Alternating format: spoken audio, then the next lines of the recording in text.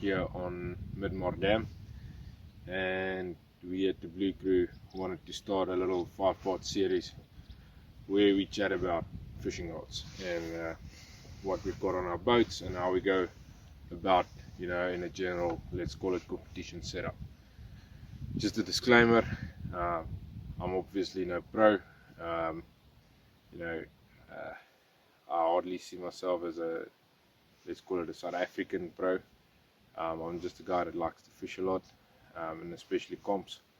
I do seem to do quite well from time to time, but in general, it's just, I love of fishing and the technical side of fishing. So yeah, in the 5-part series we want to discuss, different techniques in a little bit more detail. So I'll just start off with what's on my boat. I don't have a lot of rods, or well, to some it might seem a lot, to others it might seem, way below the normal competition spec.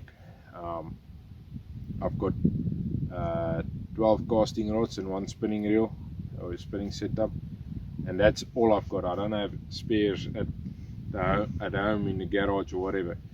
That's what I've got, and that's what I have to make do with. And I know there's a lot of guys fishing like small craft league. We limited to a lot less rods just purely due to space. There's oaks that can only afford 3 or 4 rods. Maybe this session will help you, because there's a lot of places I go dual, 1 rod for 3 or 4 specific applications. I have to. I'd obviously love 50 rods, but yeah, it's just not the way the world works. So you have to go a little bit due. So without further, let's just get into it, and just start off. I'm going to start off with my spinning rod. I must be honest, it's not a technique I do a lot. My fishing partner Pieter Khourie is exceptionally good with this thing in his hand, so I also don't often need to fish it. I have fished it, but usually when I've got this in my hand, there's trouble. Then I'm in deep trouble. So it's a technique that I forced myself to learn, and I know it, and I can fish it. I can hold my own, but yeah, it's not something I particularly love. Right, so let's just start off with my reaction stuff. Dedicated rod, spinnerbait.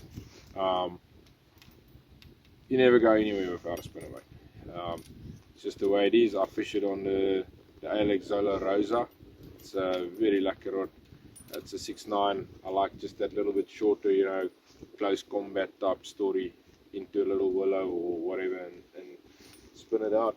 I like that quite a lot. Then I've got 2 identical crankbait setups. Okay, so they both the Alex Zolo's 7'10". It's a medium moderate action, identical. What I really love about these rods are it's got enough power to chuck this DD22 mile.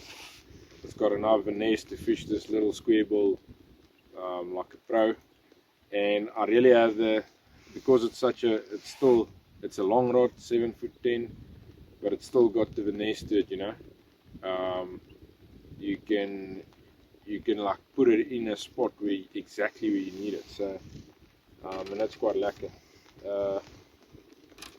But then probably one of my favorites, something that I caught the record on a couple of years back, spinning a lipless crank rod. I almost always have one tied on. It's a 7.4, a little bit. I like the shorter on the lipless cranks. I can't particularly tell you why. I just like it, and I like to then also swap this, for instance, with a chatterbait or something like that. It really works well, and it again gives me that little bit of versatility. Then people that knows me well will know this is probably my best pattern that I fish. It's jerkbait. I fish it on the Alex Zolo Dream. It's a 7-foot medium fast action. If there's one rod that you need to be very specific about, it's your jerkbait rod. It just doesn't work on any rod. It's a little bit of a conundrum, you know. It needs, this thing is heavy and it's trebles, so fish can chuck it quite easily. So you need to have something that fights a fish like a crank rod, but has the ability to twitch this thing like a plastic rod does a plastic, you know. So it's a little bit in between. Very, if you don't have one of these on your boat, you know, a jerkbait rod at all times, then oh man, you're missing something. Okay, then we're over to plastics. From there, Mojo, it's a need in SA. I don't know why in SA it's such a popular thing, but it works, eh? So I've always got one tied on. I fish it on a 7.2 medium extra fast rod. I usually fish a 10 or 12 pound line depending on the structure I'm fishing. So must have on any boat, Mojo rod. Right, then we get over to the Zolo LT. These are the rods I designed specifically for lightweight Texas setups. I've got two identical setups on the boat. One is just for a slight variation, you know. This, for instance, I used this weekend to get that 3.9 in the FLW that we won on Mariko. But this is generally the setup it's built for. You can see there, it's quite a small little Texas junior fluke. That's how I fish it. 10 pound line, always 8 or 10 pound line. It's designed for that. We'll get into more detail on them as we get into the series. But like I said, two identical ones. Then again, two identical setups. This time around, my Texas and jigs. So I can either have two different Texas on here, you know, just varying weight a bit, which I like to do often, or I go one jig, one Texas. Both of them 8 gear ratio reels, ALX Zolo toad face, probably one of the most popular rods out there, and 15 pound line. And this really helps me to get fish out of thicker stuff. I love this stuff. Works quite well, and a must have on each boat. So I've got two of them identical. Then people that know me will probably know this is my second most favorite setup is my Weightless. I still got this one from the Mariko comp, but I usually fish a 3-inch Senko on here. It's probably my second most favorite pattern, 3-inch Senko. Probably the best of the Zolo range is the Speed Fury. This is this one. It's a 7.5, a little bit longer rod, which I like on the Weightless because you often get slack in your line. Slack gets created on takes, and the little bit longer rod tip helps you pick up that slack quite well in a hook set. So if there's one rod you want to buy in this range, I'd start with the Speed Fury. It's an incredible rod. And then last but not least, again one that I really use dually, just purely because there's not enough scenarios where you fish this, but a solid punching setup.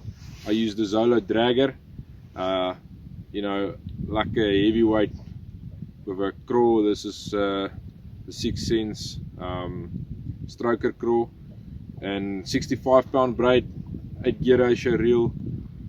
This rod, the Dragger, is absolutely incredible. I actually struggled quite a while to get hooks that I don't bend open. It was quite a story, you know. So if you can't take it out of bush with this thing, then probably you should leave it there because it's gonna bite your arm off. It's an incredible rod. It's probably the one I've used that's worked the hardest for me. I also swap it out with like a frog, you know, in grass mats, or actually even Carolina, you know, because that last piece is anyway your fluorocarbon leader, so it doesn't really matter if it's connected to braid. So it's a free up setup on this specific rod. So that's in short my setup on the boat. The the 13 rods that I've got. Like I said, we hope to take you know, into the series of a couple of, I'd like to separate my Vanessa style setups and do a session on that, and then do the Texas I like to you know, just work it and go about in a daily comp situation. And yeah, hopefully guys can learn something, help you here and there where you can go deal on some patterns, which really helps a lot on the finances. Yeah, cheers guys, hope it helps.